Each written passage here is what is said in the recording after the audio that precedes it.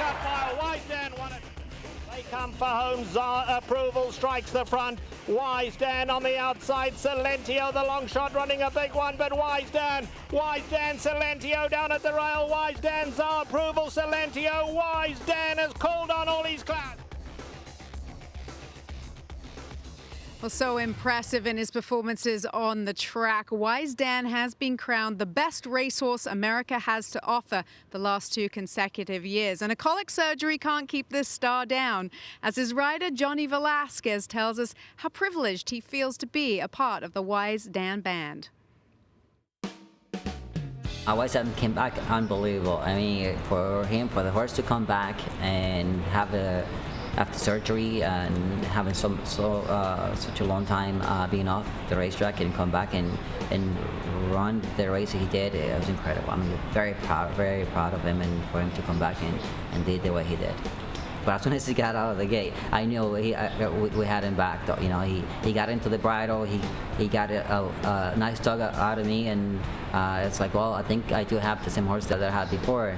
And back in my mind, I was like, I know he had a long time off, so I better save him for the end a little more than I normally do. And it just happened to work out really well for us. You know, for me to be part of it and to be part of that little group, and you know, to ride Wise Dan has been a pleasure to my career. It's been incredible. It's no feeling to describe when you are part of a horse or a team like that, because you know, not just the horse but the whole team, have the opportunity to ride him at a high level, the way he's doing it, has been incredible. He's older now, and I think he's realized that when in his career he was a little ranking, a little headstrong in the first part of the race, and now he's learned that he needs to relax a little bit on the first part of the race and use that strength that he has to finish in the race, and I think that's his power right now.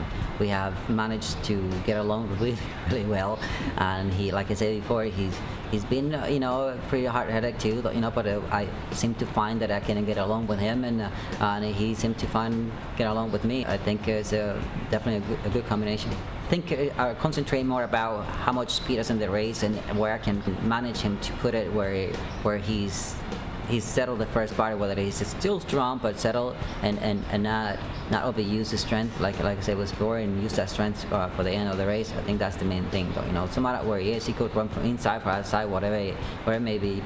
The whole key with him is trying to manage him to get him to relax a little bit for the first part, so he can use that strength in the end.